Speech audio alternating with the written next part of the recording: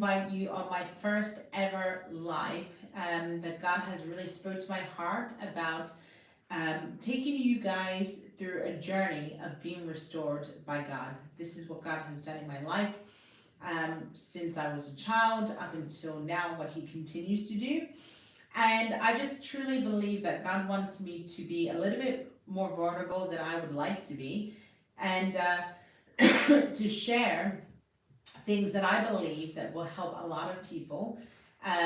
Maybe some people have similar backgrounds to myself, or just to help people understand that Christianity doesn't come with perfection, okay? And I'm by far, by any means, perfect at all, but I came from somewhere.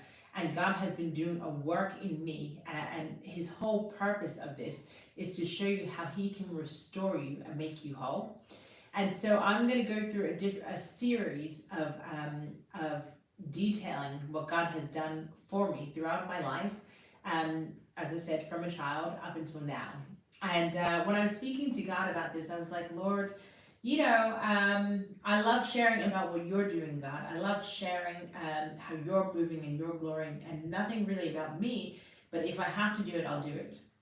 And so here I am, right, sharing of how God has restored me. And I said, Lord, how do I start this? And He said, well, tell them who you were. Who were you? Like, how does this all begin?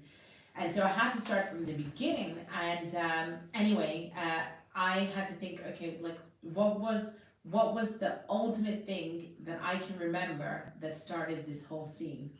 And I think it went back to when I was 5 years old, right? I was 5 years old, and my parents separated. So I came from what the world would call a broken home, right? My parents were separated, my mom and dad, and I lived with my mom and my sisters. And from then, the enemy then began to start distorting my view on men, impacting me, I would say, physically and emotionally, on how I dealt with, and not really knowing, because as a 5-year-old, what do you really know about separation? You don't really know the full extent. But even as a child, it impacts your emotions, right?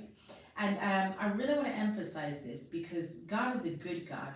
The enemy sees the opportunity, right? He creates this opportunity, strife, discord, contention in a household, and he's like, great, you know what? I'm going to destroy the husband, and I'm going to destroy the wife. I'm going to cause separation, and I'm going to impact all these children, right? And so thank God for God, because regardless of what the enemy tries to do for evil, God is always looking for a way to turn it around for good, okay? And so I'm 5 years old, right? And my mom and my dad separate. And from then it started me really longing for like a male figure, right? A hero almost. I would see it as like I had this longing for like someone to come in and save me, right? Like you see in the sort of movies that you see in all those like Marvel movies or any of those sort of things where a hero comes in and saves the distressed individuals. And so anyway, I was like, well, what happened at that time? And so I was thinking about it, and I started to write some things down, and I was like, Lord, what happened?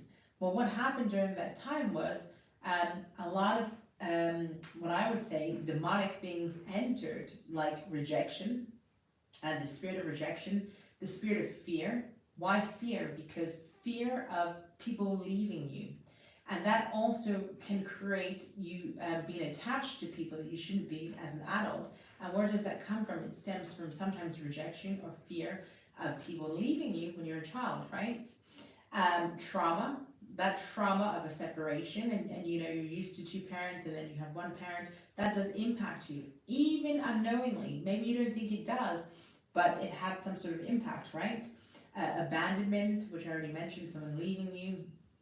Pain, because of course you feel pain as a child, because you once had two, but now there's one, and you can't quite understand why is that. Were we not enough? Like what was it?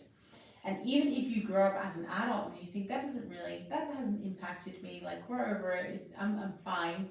Underneath that all, there's still something missing. There's still something that has indirect or unknowingly impacted your life, right? And I can say for myself that that clearly was the case, even if I didn't know it as a young adult. I would say some other things like anger, condemnation, false strength. What is false strength? It's like you think you are strong, like you have this tough exterior, and oh my gosh, did I have a tough exterior. If you knew me as a young teenager, adult, I was so annoying, probably still annoying now, but so even more annoying back then because I was so obnoxious. I didn't really have a lot of respect for men who did not do what they say or have high standards, high morals.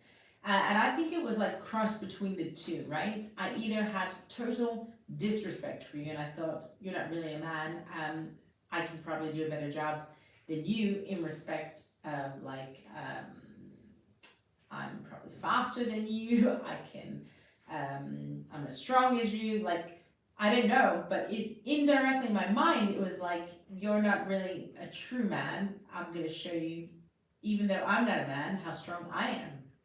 And I don't know where that came from, but clearly through this separation, whatever else, this obnoxious behavior and this disregard for men really came about. And I can honestly tell you that I was so annoying. And I'm sure for any alpha male around me, it must have been so frustrating because I was super domineering. I had so much, I was quite overpowering, right? Like I just, in my personality, I was so confident, I had a strong personality, I was able to do, I was self-sufficient, I wasn't really reliant on anyone. I wasn't a feminist, but it probably came across like that.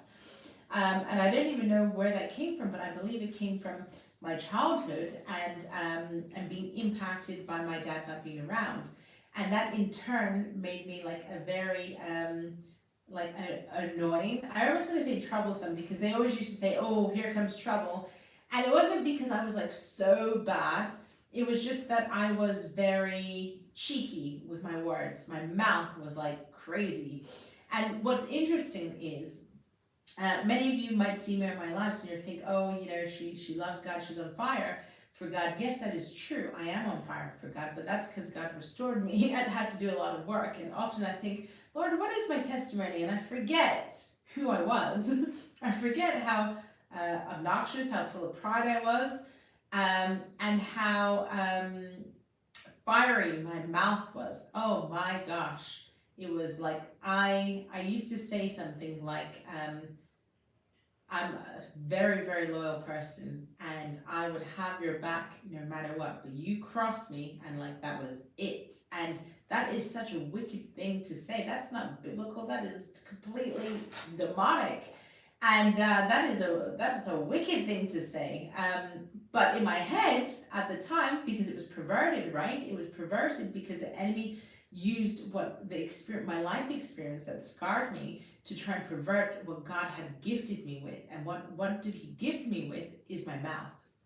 And he tried to use that mouthpiece as something that was not edifying to anyone, right? And if I continued in that vein, in that light for the rest of my life, what God had gifted me with a boldness and confidence would be used in such a detrimental way. And so anyway, basically, God wants me to show you exactly where the enemy came in and got me, and how God had to then slowly start to restore me over the years to rectify all these things. And I'm not glorifying anything that the enemy did, but I'm making it very clear so you can see the opportunities he looks for. He always tries to come in when you're very young, because if he can impact you then, he will try and steal your call on your life easily, just like that. Like that. You could be a young adult and your parents separate and still be impacted massively. There's something about separation between parents that causes the impact to the children massively and can destroy their life if God isn't there. And so anyway, let's go back to who I was, because the Lord said you need to tell the people who you were so they can see how I've restored you. And I will take you on a number of series of different things that God allows me to share with you to detail who I was and how he took me on this journey to who he's making me today. And so anyway, so I had a very fiery mouth. I was obnoxious, I was super prideful, and I had a very distorted view about men. I always found it hard to accept things from men. I thought, what do you want from me?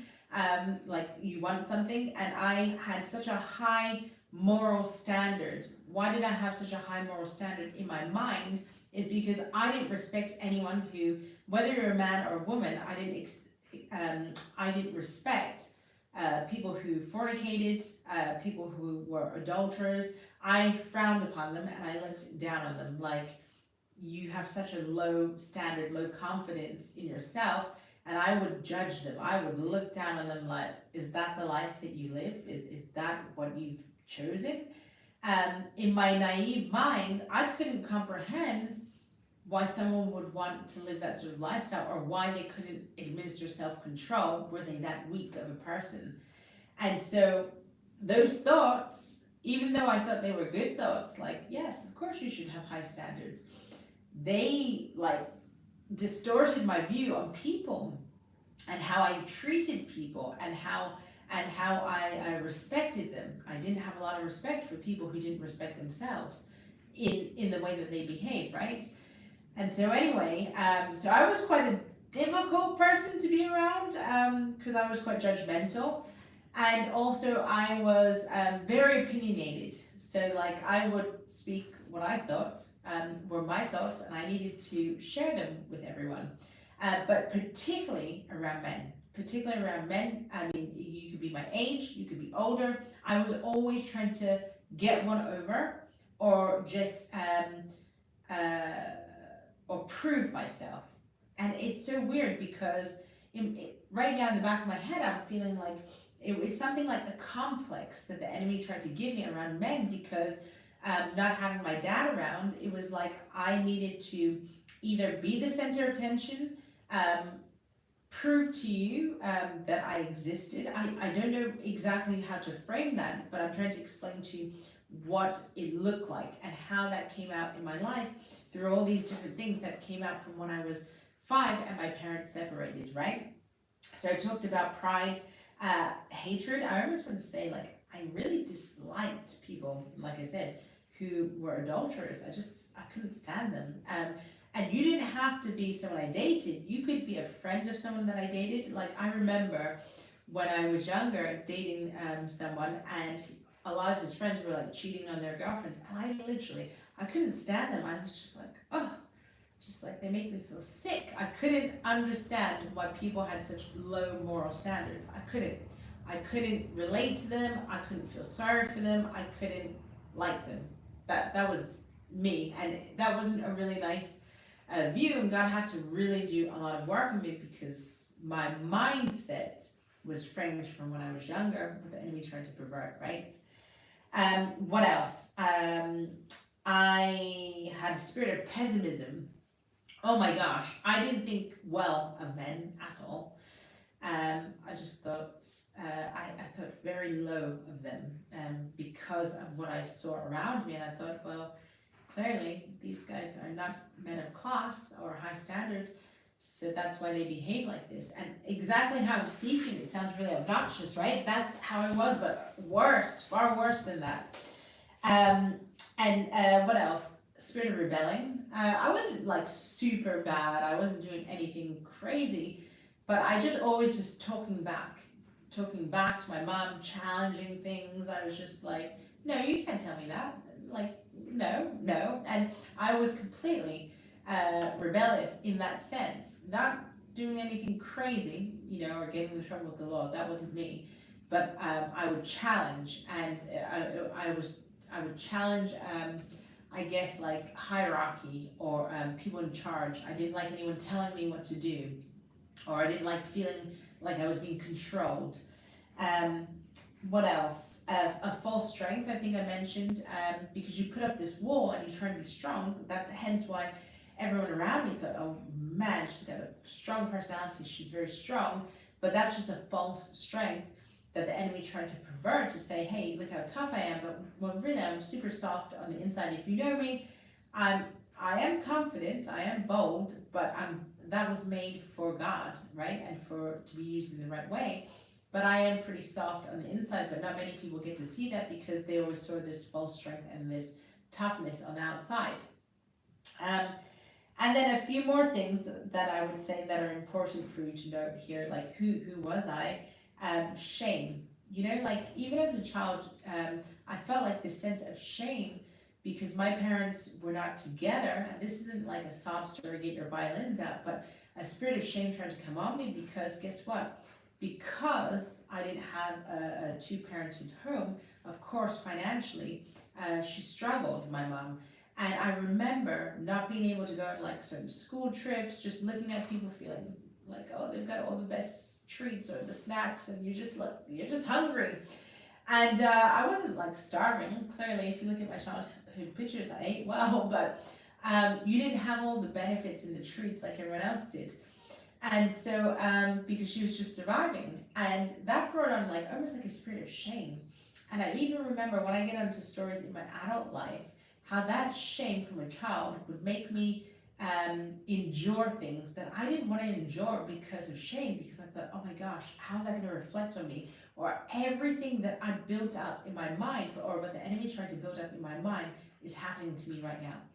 You know, everything that I hate, or I shouldn't say hate, that I hated or disliked when I wasn't moving in God's love. And all those sort of things, it just warped how I thought, my mind, how I reacted with people, how I viewed people, all those sort of things. Honestly, I was the worst friend. Even if you're a female, if you told me that you were sleeping with someone's husband, boyfriend, don't tell me, because I would probably tell that person, and I would think, I don't want to be your friend, because I can't trust you, because you are an untrustworthy person. You have no loyalty to yourself, you've got no standards, and I was very much like that, like that worst person to tell.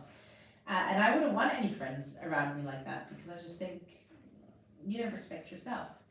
And then, so that was the really, really, really bad side, as you can tell, and I'm trying to like ensure that I'm sharing all of this stuff to explain, because why? Because it's important that you understand who I was, to understand how God had to really restore me, or how these things start to enter into your life. And so I want to go back to some childhood things of me, and not so much childhood, even young adult life. And so I said I challenged men a lot. And I would say that there was two sides to this. Either I had a very high reverence, like respect for you, i.e. like I saw you as a father figure, so I put you almost like on a pedestal. But often what God did in my life is he often showed me men that I put on a pedestal, I respected very, very much. And he always showed me they're just men, because they would always let me down. They would always do something that I thought, that's not who I thought you were. And that doesn't align to morals or standards, or like your character isn't what I thought deserved to be up here. Actually, your character shows that you're down here. And so I had two sides to it. Either I looked at you and I had a very mass disrespect towards your behaviors and that sort of lifestyle that you lived, or I put you on a high pedestal where I thought you should be, but oftentimes reality showed me that you were actually really here. And so I always felt like let down. Even the good ones, I thought, man, you don't even live up to your standards. This is ridiculous. And so those were my views, distorted, yes, perverted by the enemy, yes, but that's who I was, and I was a tough cookie, man. You guys think I'm tough now, you've got no idea. God has definitely brought me a long way. And so even as a young adult, I see where the enemy used often men to impact my life in a very negative way. And when I say that, it's not, I don't want you to feel sorry for me at all, and I don't want you to think, well, I don't actually care what you think about me, to be honest with you, because I only care what God thinks. But, my perception was that, what was my perception? Sorry, what was I trying to say to you? I was trying to say that he distorted my view. And so, as a young adult, I often found myself getting into problems with guys all the time. I wouldn't end up having fights with women. I would always end up getting into big fights with like guys, big fights. And I wasn't scared at all. It was like like my mouth, honestly, my mouth could get me in big trouble. And I wasn't really scared. It was like in my head, I was thinking, it's me or you, and I'm not going down, so you're probably going to go down. It's not, or even if I go down, one of us is not leaving, but it's not going to be me. And that's what I thought in my head. What a perverted view, because mindset to have, because clearly my shape, my body frame is small, but I wasn't thinking straight. And so in my mind, I was like, I can take them out. I can take them out physically. And so I used to get into some problems, but it was never with girls, it was always with guys. And I've got a few stories there, and you might think, oh my gosh, is this the same Kristen that I know? Yes, I am still Kristen, but a very different Kristen. And I just know that people were like, oh my gosh, what is she gonna say? What is she gonna do? Because my mouth, the words that came out were just like ridiculous. And so anyway, so that I'm like, whoa, I'm thinking about all these things, and this is just the harsh reality, right? Someone's going to tell you, I don't know why God's getting me to tell you these things, but clearly it's going to help somebody, and you need to see the reality of it all, of who I really was as a younger person. So anyway, here I am. I'm thinking I can fight all the guys in the world. My mouth is like fiery. I have a high prideful mindset and very judgmental view about men and women and how they live their lifestyles. And probably, yes, I was a good and a loyal friend, but if you were falling short of my moral compass, well then God help you, because my view on it, you would know it. And so anyway, I was remembering a few circumstances that I wanted to share with you.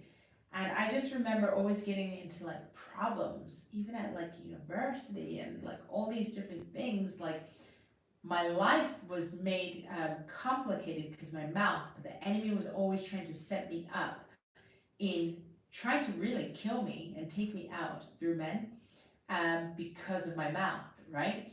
And it was always like a setup. My mouth would get me in trouble, and then the trouble would come, and it was like, whoa, either God was going to send someone to save me, or I was going to have to face the music in some of those circumstances. And honestly, the enemy wanted me to be dead, really. That is the reality. He tried to take me out so many times, and thank God I'm still here, right?